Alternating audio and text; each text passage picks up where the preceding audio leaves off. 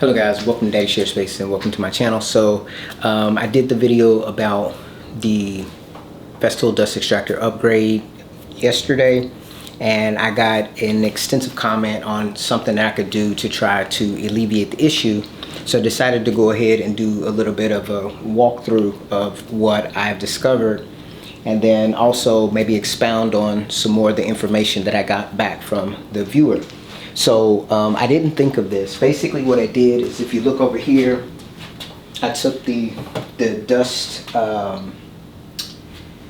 the cyclone off of the top of the CT48 vacuum, and then that makes the CT48 fit underneath the Capex. So now I can go ahead and I can swing the saw side to side without any issue, which that is definitely what I wanted to get done with this type of setup. And so I've got the vacuum. I use my 32, I think it's either 32 or 36 millimeter hose, which came with my cleaning kit, and I have it piped in back here, and it's running down, and right now it's not connected. It would go into the extractor or the cyclone down there. Now I was going to run out today and go get the Y connector. However, when I got up, I was up at probably like 1 or 2 in the morning tinkering around with this, and that's why I came to the conclusion that even though this setup actually advances me a bit, it's not 100% what I'm looking for. And a couple things that I don't like. I don't like the fact that the hose is sticking out so far.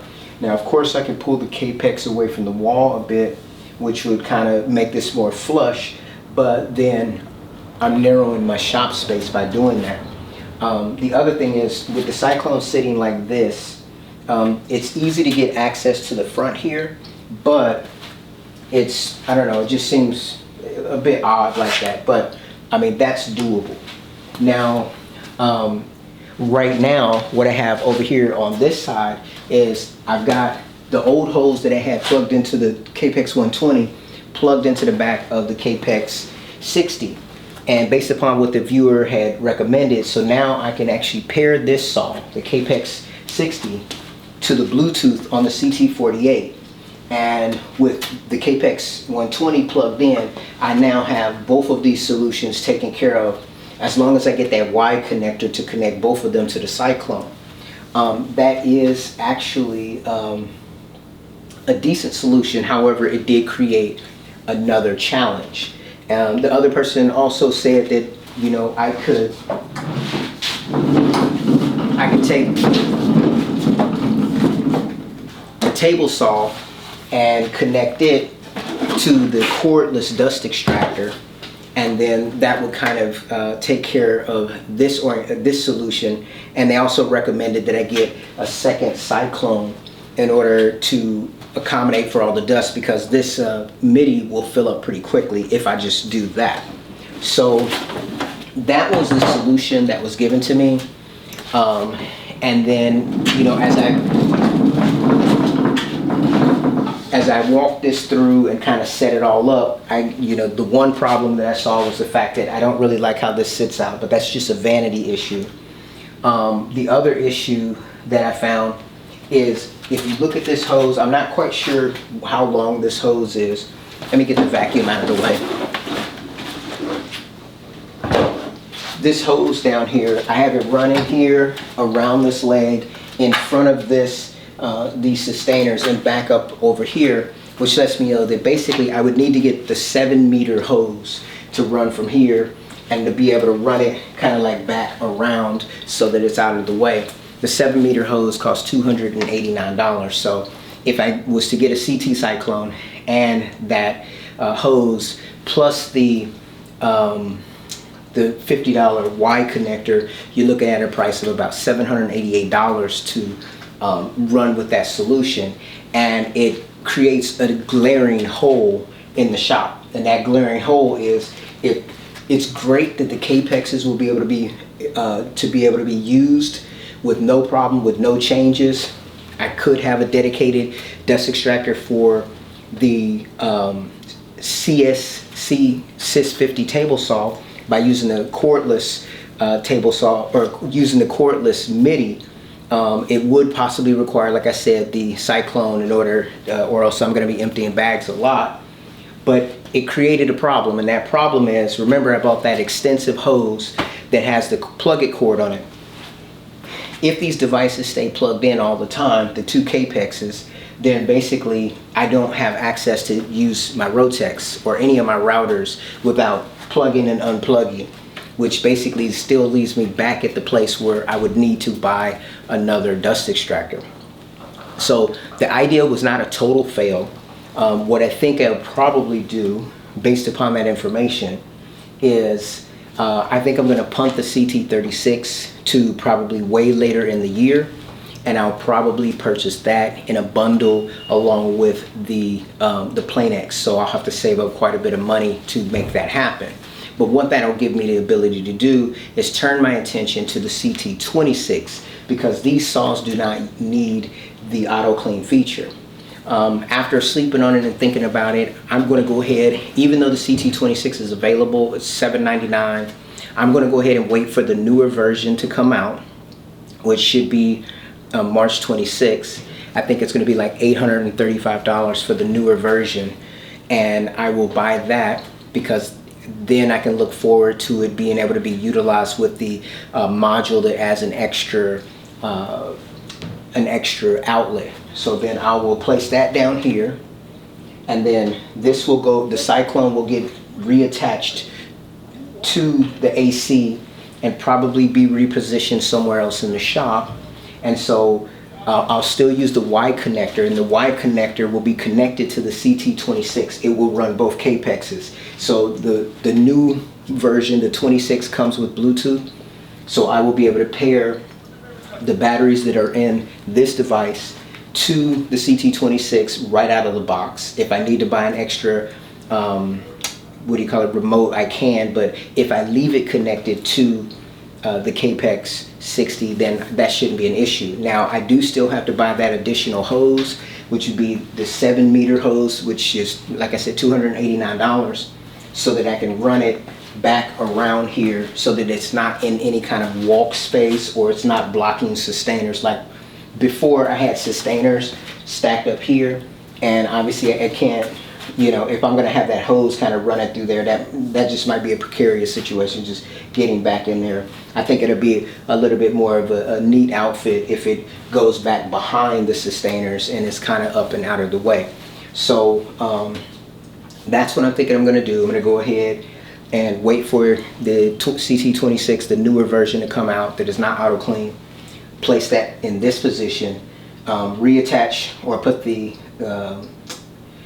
cyclone back on top, and I'll use the CT48 and the cyclone for now with the table saw and with all of my corded tools like the router, the track saws, the sanders. All of that stuff will be connected to that.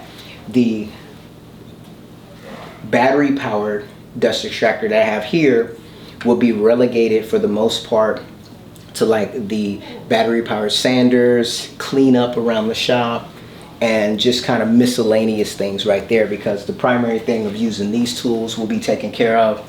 I can pair the table saw to the CT48, which will free up battery powered stuff. Like I can use the cordless vacuum with both cordless track saws. I can use it with all the cordless sanders. I can't think of anything else that I would need to use it with. The only little drawback that I'll have to deal with is when I use that long hose, which is minor. Because it has the cord in it, I have to kind of be mindful where the cord is hanging or dangling so that it doesn't get destroyed when I'm utilizing it with the table saw and coming from the CT48. So that's what I think I'm going to do in the short term. Now, I did get another idea from that same gentleman. Let me see, I have it here. Let's see here. So it's a very interesting idea. So basically, the gentleman was basically saying that he did, respond back and said that he recognized that he didn't cover, like all of my corded tools, the routers, the Rotex, the sanders and stuff. And so he followed back with basically building a new workbench, or basically converting one of my workbenches to include a CT MIDI built in to that setup.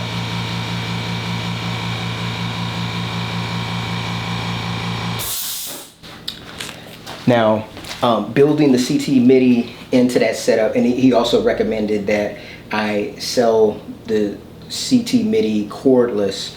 And he mentioned in here, he was like, he wasn't sure why I purchased the CT MIDI.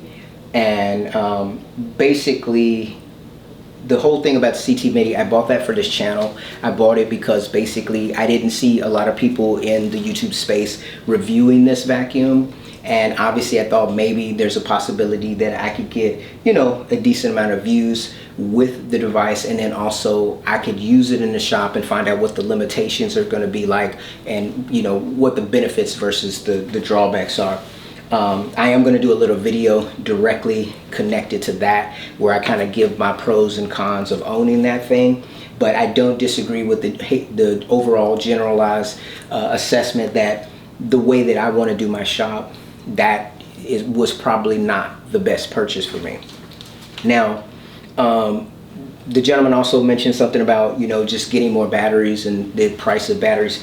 I don't really have any concern or issue, you know, at this time with the price of batteries.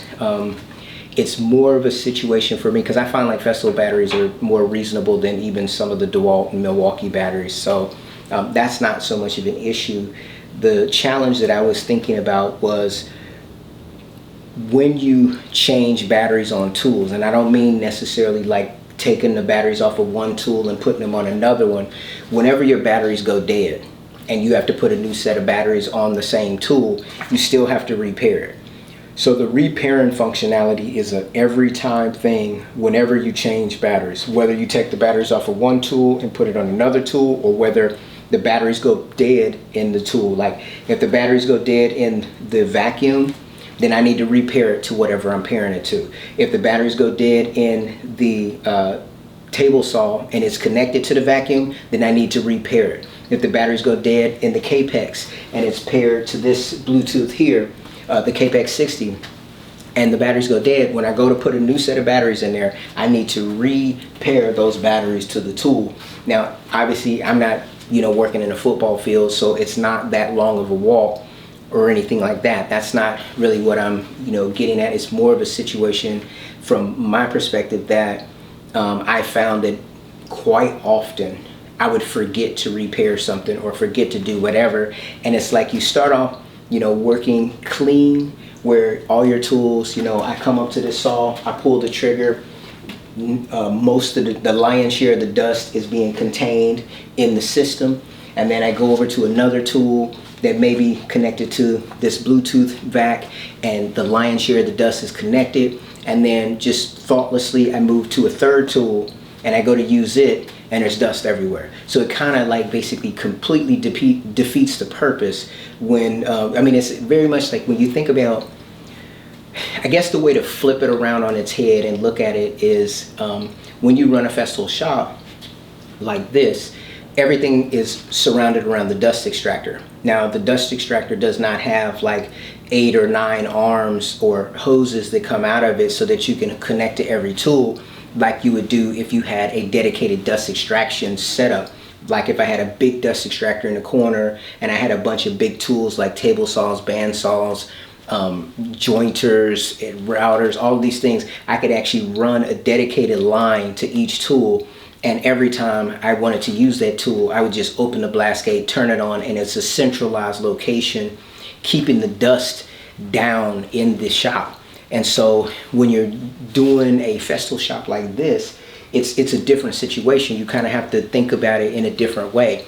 Now, when you think like, I find that Festool is more of a mobile, professional type of setup, but it's very convenient for the garage warrior like myself, because if I wanted to, I can collapse all this stuff down. It doesn't have to stay set up like this. If I was to build like, say, a huge miter saw station, you know, it would be more akin to like my big MFT.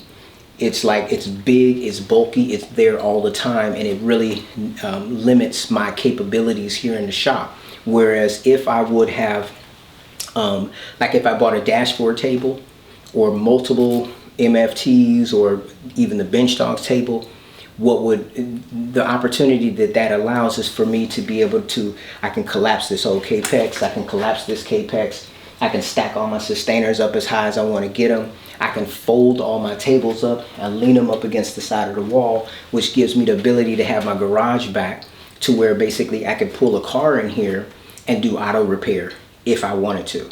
That's the benefit to having those professional built MFT tables versus, you know, like my MFT. What I like about my MFT is the fact that it is on wheels and I can roll it right up to the doorway, and it's as high as the bed of my truck, so I can slide plywood and such right off onto my MFT and process it in that way. So when you're in a smaller shop, having things on wheels is very, very convenient for that reason. But you also have to think about the drawbacks. And for myself personally, because I do work on my cars, I have been relegated, as I've had the shop kind of set up like this and all these tools piled up in here, I've had to work on the cars outside exclusively, which is not really that's not really what I would like to have done. What I'd like to do is have a dedicated spot for auto mechanic stuff within this shop, and then but that would require me, like I said, to further invest and buy stuff like the dashboard, buy stuff like, or secondary MFTs, so that I can fold everything up, collapse it and put it away, and then come back and put it up when I want to use it. That's an extra step, but that is the benefit of, say, like, you know, being within the Festool system. You have that covered. If you get that big STM 1800 that folds out so you can rip down materials, it actually folds down and can store away like up under one of these wings or up under the MFT if it's sitting on the ground. So that type of functionality I find to be invaluable, especially when you're limited on space. But when you are trying to be, I'm kind of combining different types of shop ideas all into one garage. Fortunately, this is a bit over a 2-car garage, so it gives me a little bit of flexibility. But back there in the back, I've got a Ryobi router table on a stand. I've got 2 bandsaws on a stand each, a sander on a stand. I have a scroll saw on a stand, and then my planer and my jointer on the stands. And that's not to even include, you know, my DeWalt equipment, which I have the table saw and the miter saw on their respective folding stands. And then I still have the Milwaukee miter saw, the Milwaukee table saws right here on a stand. So the rolling stands makes it convenient for me to move things around, but it also takes up floor space permanently. So anyways, I went off on a tangent with that one. So now the idea that the gentleman was talking about when he's saying, you know, he said sell the CT MIDI cordless, get the CT MIDI corded, and then it sounded like, based upon what I'm reading here, it sounded like he was saying, like, basically I can create an area where I have like all my sanders and all my corded tools, like maybe up under the table, and then I could have all of the cords kind of bundled up and plugged in to the MIDI, if I'm understanding that properly, but I'm not 100% sure if I got that. I might have missed something. I do think in a way you could do that, like especially for all the cord, all of the plug-it cord tools, you could just have one cord running from that CT MIDI that's on your table. Now, the only drawback I see with that is you would always have a cord running off of your centralized station. You know, that's the benefit to having cordless, especially with this battery-powered table saw. It doesn't really seem like, it seems like you're kind of going backwards if you connect corded to a battery-powered table saw, because as it is, if I put a cordless vacuum next to it and then of course add maybe like a cyclone to it, then I can move it anywhere around the shop. I can roll it out the side door, I can roll it out in the front, in the driveway, and do all my cuts, and it would be as dustless as, you know, Festool system offers, without having to worry about, if I built it into an MFT, a big bulky MFT that's there all the time, that's going to make it to where I always have to have a power cord running off of that one corner or the other, And even if it's mobile and rolling on wheels, it's just one of those things you have to think about, because in this particular space, what I've noticed is, depending upon what I'm working with, like big panels, small panels, whatever, I have to kind of turn the table around to get the proper, like say when I'm recording videos, especially like on that backside over there's a mess. And so I don't want that to ever be in the shot. So that's why all the cameras are kind of facing this way. This one's facing this way. And so I have to be mindful of that when I am, doing things in the shop. It's not, I have to think ahead, because I'm thinking about not just being able to build. Like if I'm just in here building for myself, it doesn't matter. But if I'm actually trying to not only build, but I'm also trying to share what I'm doing in the shop, then I have to be cognizant of the fact that if I have my table here and then I decide, because of the access space, maybe it's like the feed, the end feed of the table, or maybe the side extension of the table, I may have to go from running this direction where you're looking at me this way to maybe running this direction, or maybe running in a diagonal direction, because even back over there in the shop is a little bit messier than I would like as well, because it's not fully organized. So until I get that area fully organized to where, like in theory, I would want my whole shop to look something like this, where basically everything has a place and everything's in its place and everything is accessible to some degree. And that's how I would like the shop to be. But every time I bring another tool or I have another thing that I need to do and it comes into the shop, it makes that a more complicated formula to solve. I got a lot of my auto mechanic tools in a Milwaukee pack out, which is perfect. But even though I got a lot of them in there, I realized, I might have to get several more in order to make that look kind of synergistic on the opposite side, to where if I turn the camera and it panned over that way, it doesn't look like, well, actually I'll show you. Like I'll just pan this camera around. Let me see, let me loosen this here, and you can just kind of see what that looks like, right? This is just a hot mess. And so that's not, that's not what I want to show on camera when I'm, doing my videos. So I need to, think far enough ahead. It makes it very complicated to do videos, because I'm always thinking about what angle can I record. So going in this direction, like I kind of set this up to where if you look in this camera here, let me turn this a little bit. If you look in this camera here, of course, this isn't the widest angle, but it gives me the ability to have all of this in the backdrop. You've got your leading lines leading to me here. So if I have my workbench going across here, everything's kind of bringing the attention this way, and you get to see the rails, the clamps and the woodpecker equipment, which kind of is a little bit more engaging in my opinion than looking at what I just showed you on the camera. And so my long-term goal would be to have this whole garage set up in such a way to where I can have the camera pointing in any direction, and I would never be, worried about it looking like a mess or looking in total disarray. I've done plenty of videos like that in the past where you have seen some of the messy stuff, but then there were several videos that I never put up because I'm like, yeah, that's a little bit too much for me.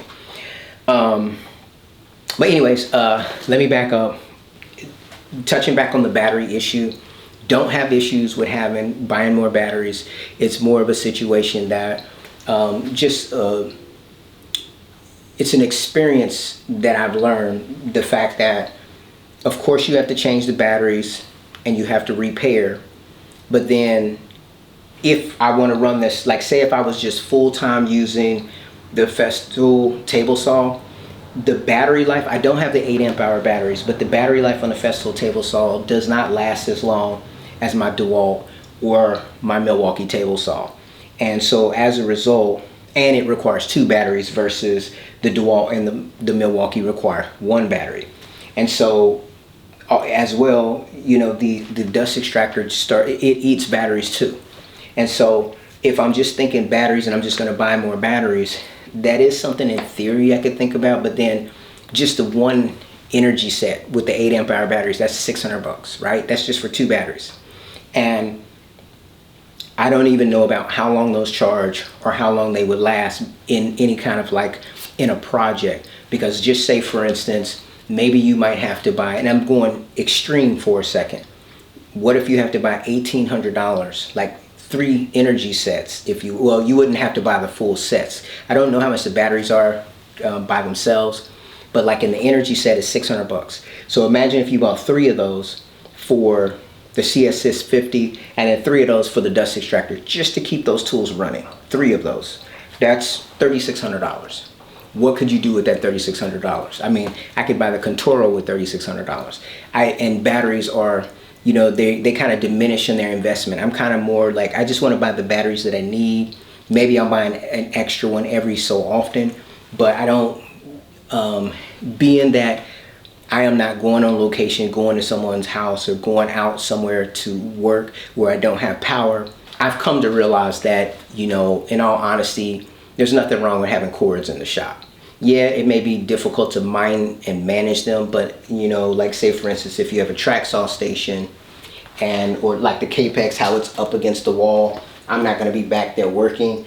It's okay for this to be corded, right? It's okay if you take your MFT table and put it up against a wall or something and you're using the corded track saw, maybe with the boom arm coming up over. That's an okay situation too. There's no reason to have to walk all the way around a station like that.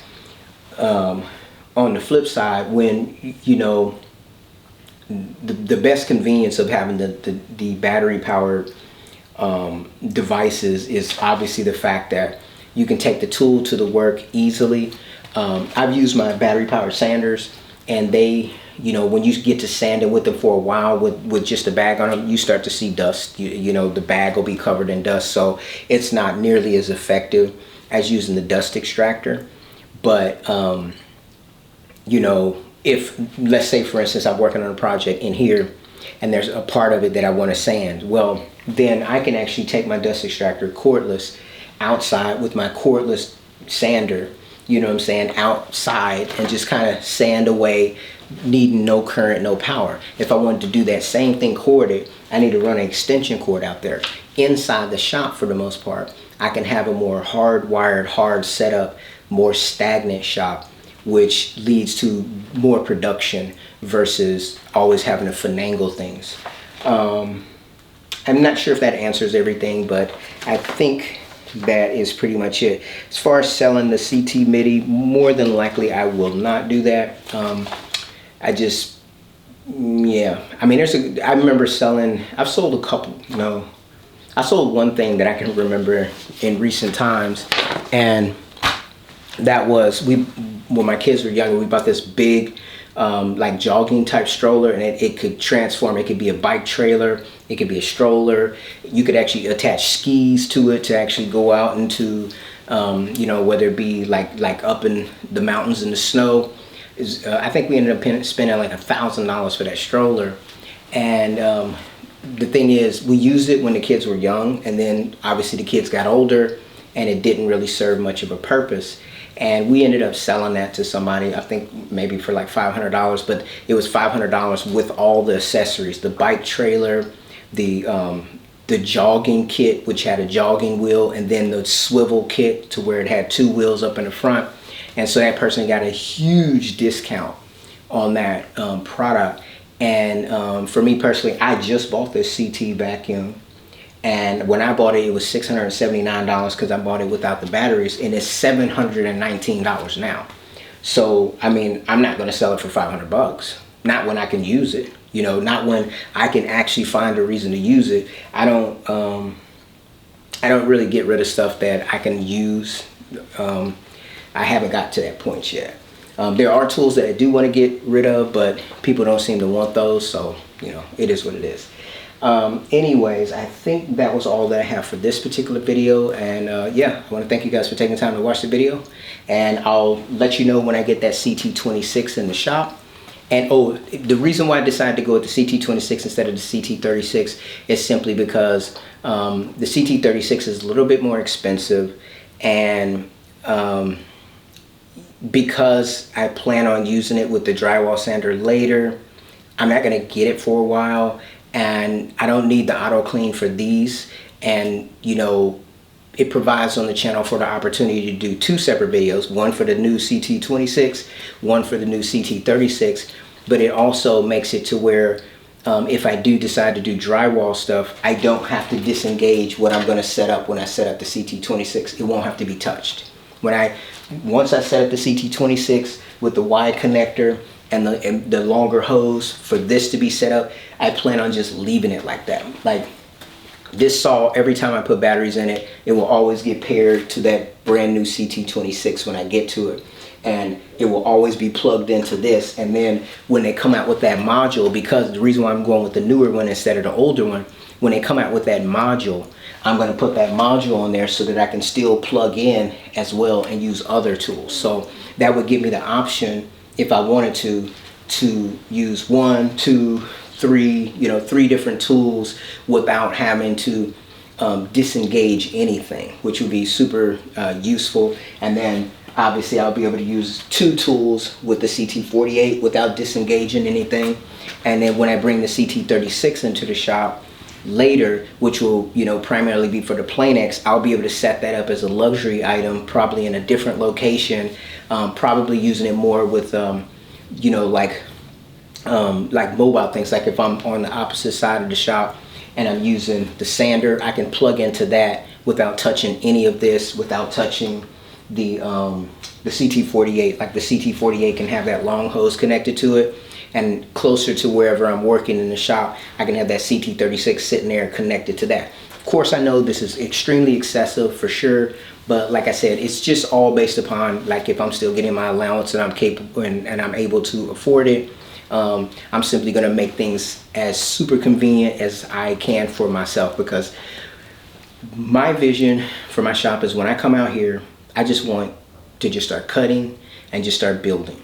And I don't want to spend as much time as I'm spending now shifting things around, having to think about this, having to think about that. I just want to get up and do. I want to come out here, grab a piece of wood, have an idea in my head. If I need the Capex, I use that. If I need the MFT, I use that. If I need the table saw, I use that, all while keeping the dust down in the shop. I do have one of those air filtration things there.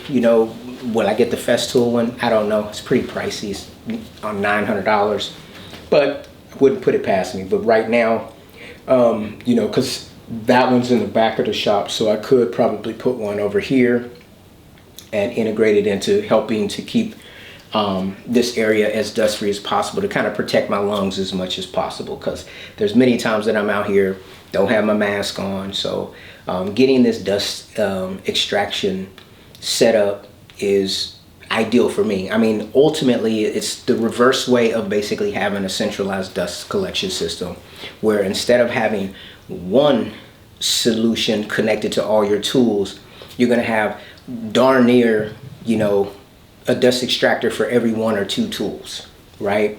And the best thing that I like about the Festool setup in regards to that, I can plug into a regular 120 outlet and run both tools and everything works fine. Whereas when I looked into the dust extracting systems, they do have some that run on 110, but a lot of the bigger, more I guess capable ones, they run on 230, 240 volt. We don't have that here. So there's, and then space too, where am I going to put it?